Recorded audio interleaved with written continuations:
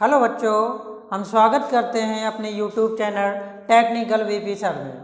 ठीक है, मैं विश्वनाथ प्रजापति बेटा। आज हम क्लास लेंगे, क्लास का एक डेरिवेशन करेंगे इंटर की फिजिक्स का पहले चैप्टर का वैद्युत आवेश तथा वैद्युत क्षेत्र के पहले चैप्टर का बहुत इम्पोर्टेंट डेरिवेशन है, सभी लोग जानते होंगे।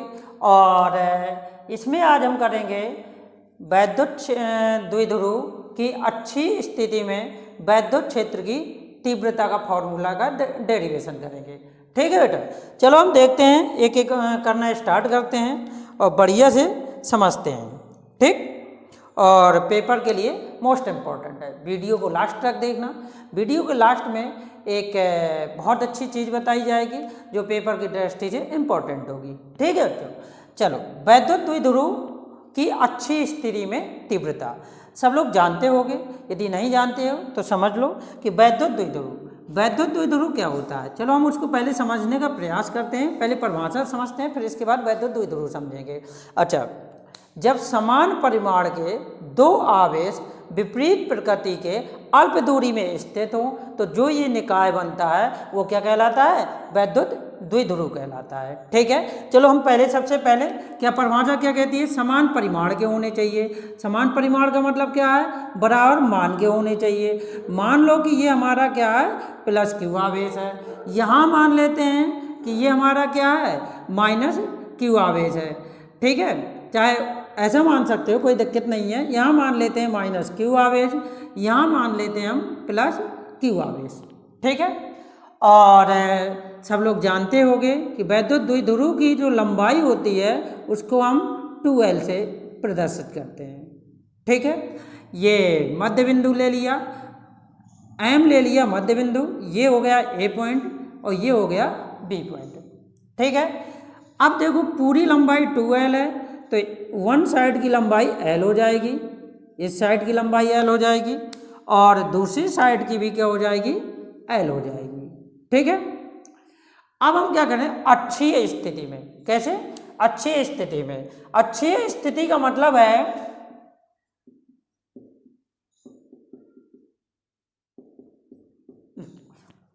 अच्छी स्थिति का मतलब है कि ये जो वैद्युत द्विध्रुव बना हुआ दिखाई दे रहा है, इसकी अक्ष पर हमें वैद्युत क्षेत्र की तीव्रता निकालनी है। ठीक है, इसके अक्ष पर कहीं भी। ठीक है, चलो अब निकालना स्टार्ट करते हैं। सबसे पहले इसकी अक्ष देखते हैं क्या है। ये इसकी क्या है? अक्ष है। चलो, ये इसकी क्या हो गई? अक्ष है।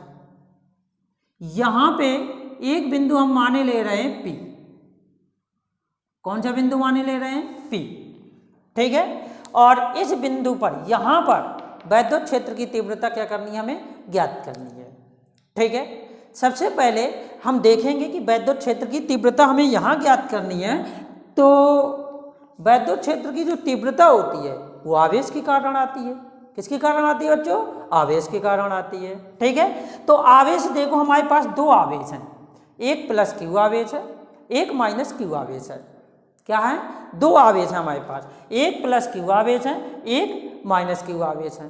ठीक है, अब हमें बिंदु P पर वैद्युत क्षेत्र की तीव्रता निकालनी है। तो यहाँ प्लस क्यू के कारण भी होगी, यहाँ क्या होगी? प्लस क्यू के कारण भी होगी और माइनस क्यू के कारण होगी। ठीक है, चलो देख लेते हैं। अब जो इस माइनस क्यू के कारण वैद्युत क्षेत्र की तीव्रता होगी उसे हम माने ले रहे हैं E1। क्या माने ले रहे हैं? E1। माइनस क्यू आवेश के कारण जो वैद्युत क्षेत्र की तीव्रता होगी वो E1 होगी। ठीक है, चलो आगे देख लो। प्लस क्यू के कारण भी होगी, तो प्लस क्यू के कारण वैद्युत क्षेत्र की तीव्रता ये होगी। अच्छा, अब बात आती है कि हमें दिशाएं कैसे पता चली।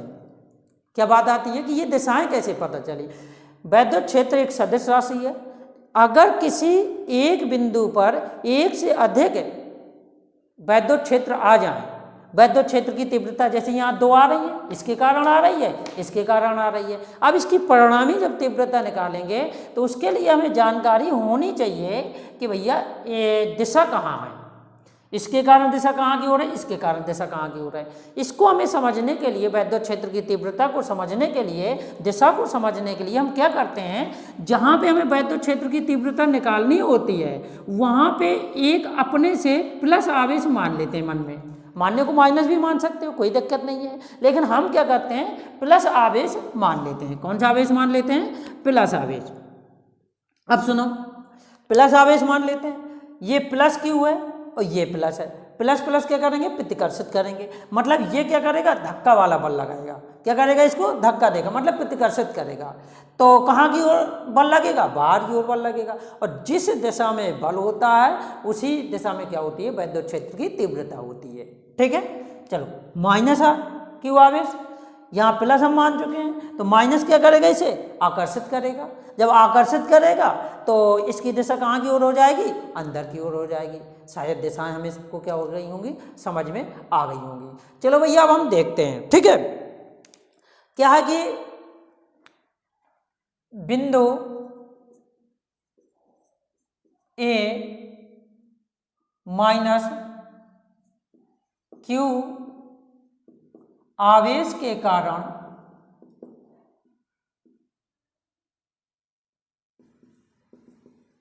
बिंदु P पर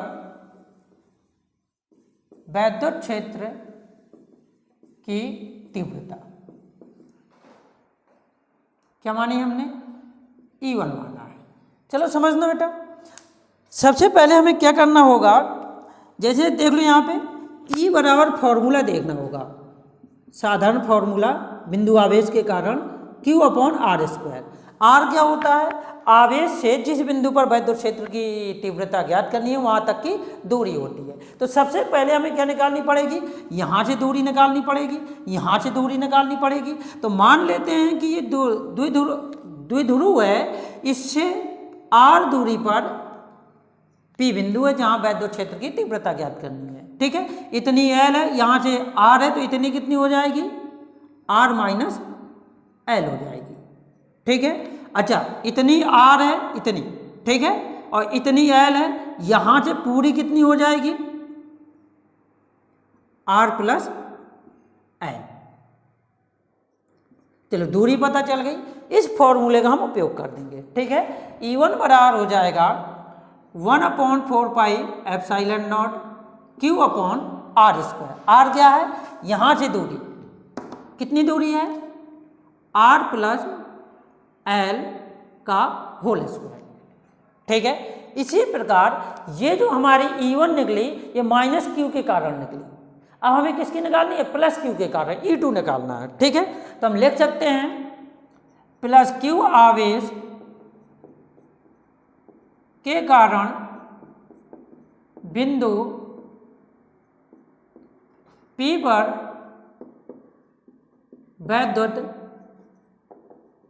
क्षेत्र की तीव्रता E2 बराबर हो जाएगा वही फॉर्मूला 1/4 पाई एप्सिलॉन नॉट। ये तो नीतांक, ये तो आएगा ही आएगा, आवेश Q है तो Q ही आएगा। बीच की दूरी देख लो भैया, यहाँ से प्लस Q के कारण निकाल रहे हैं, यहाँ की दूरी कितनी है, R माइनस L का होल स्क्वायर। अब यहाँ पे एक बार समझने वाली बात ये है कि हमने माइनस Q के कारण निकाली तो प्लस Q लिया, प्लस Q के कारण निकाल रहे हैं तो भी प्लस Q आवेश ले रहे हैं। देखो बेटा, ये प्लस माइनस जो है केवल और केवल दिशा बताने के लिए है। ठीक है, क्या बताने के लिए है, दिशा बताने के लिए। यही प्लस माइनस ही डिसाइड करता है कि किस आवेश के कारण दिशा कहाँ की ओर होगी। ठीक है, चलो हमें E1 पता चल गया, E2 पता चल गया। ठीक है, अब हमें निकालनी है परिणामी तीव्रता।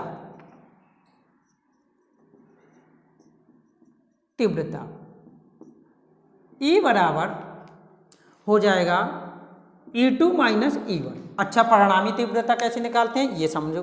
देखो सुनो भाई, यदि दो सदिश राशि एक ही दिशा में हो तो परिणामी के लिए क्या कर देते हैं, जोड़ देते हैं।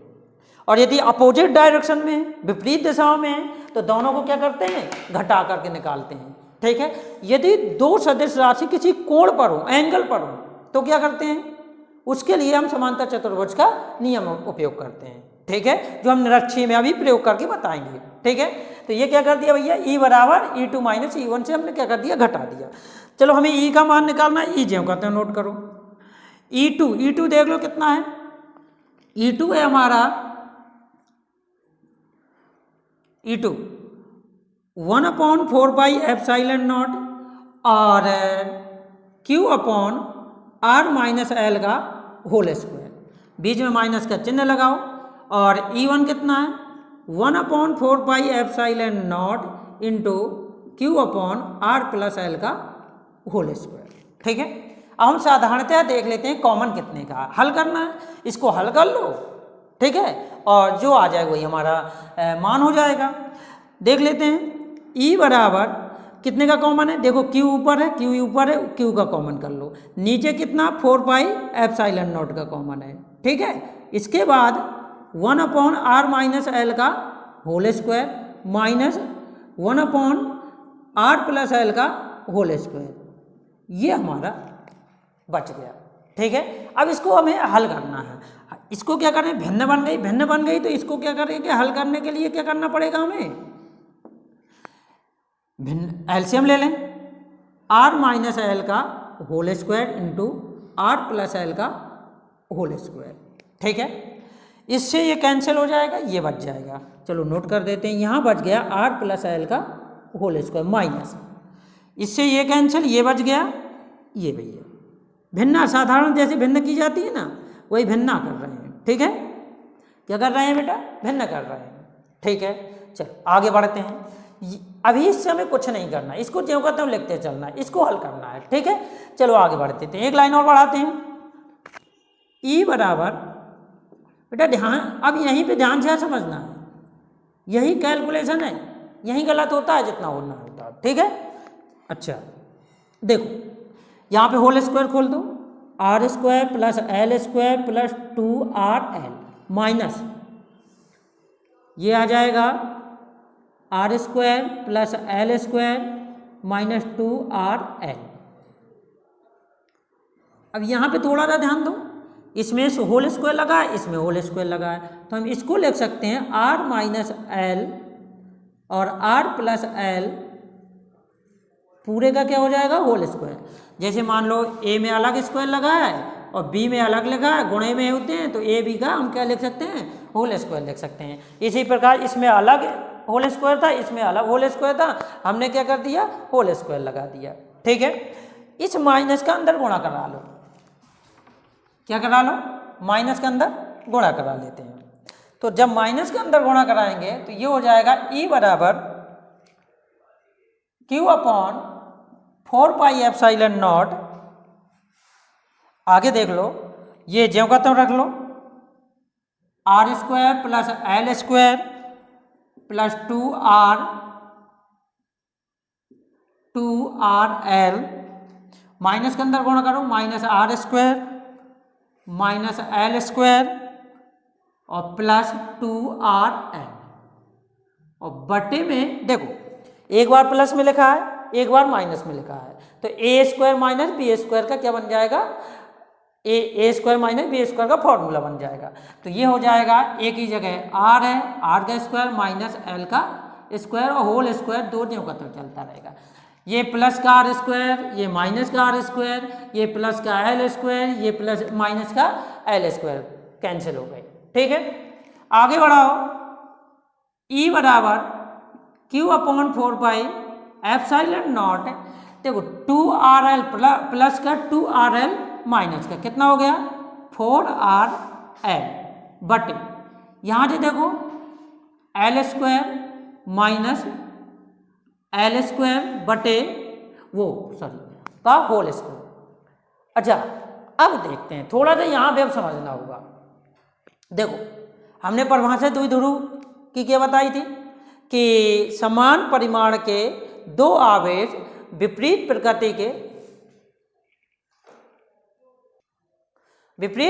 के दो आवेश जब क्या हो अल्प दूरी पर, मतलब इसका कि ये दो जो दूरी है बहुत छोटी दूरी है, ठीक है। तो हम लिख सकते हैं कि R का मान जो है L के मान से बहुत ज़्यादा बड़ा है, इसलिए एल स्क्वायर और छोटा होगा, इसलिए हम क्या कर देंगे, एल स्क्वायर को छोड़ने पर। ठीक है, देख लो ई बराबर, यहाँ पे हम लिख लेते हैं 1/4 पाई एप्सिलॉन नॉट, यहाँ से क्यू हटा लिया है, देखो यहाँ से क्यू हटा लिया, अभी लिखेंगे, इसको लिख सकते हैं 2 × 2, और जो क्यू यहाँ का था वो हमने यहाँ नोट कर लिया, एल जो है वो ये है, और जो आर है वो हमने यहाँ नोट कर दिया, बटे देखो ये इसको हमने छोड़ दिया, क्या बचा, आर स्क्वायर का होल स्क्वायर। ठीक है, ई बराबर 1/4 पाई एप्सिलॉन नॉट, और ये वाला देखो बेटा इतना, देखो हम दूसरे कलर से प्रयोग करें, ये यदि याद हो ये काहे का फॉर्मूला है, P बराबर 2Q है, मतलब P का फॉर्मूला है, तो इसकी जगह क्या लिख सकते हैं, P लिख सकते हैं, यहाँ आ जाएगा P, ठीक है, इंटू आर जो घात है, आर की घात कितनी हो गई, 4, 2 दूनी 4, एक आर से एक घात कम हो जाएगी, तो ये हो जाएगा 1/4 पाई एप्सिलॉन नॉट इंटू ये वाला 2P, और एक आर से ये वाली आर घात कम हो जाएगी, तो यहाँ कितना बचा, आर की घाते 3। ये हमारा क्या आ गया बेटा, अच्छी वैद्युत द्विध्रुव की अच्छी स्थिति में वैद्युत क्षेत्र की तीव्रता का फॉर्मूला। बेटा नोट कर लो, और यदि कहीं नहीं समझ में आया है एक बार रिपीट करके देख लो, तुरंत समझ में आ जाएगा। ठीक है बेटा, धन्यवाद। और बेटा कमेंट करना है, साथ में सब्सक्राइब करना है और लाइक भी करना है। धन्यवाद बेटा।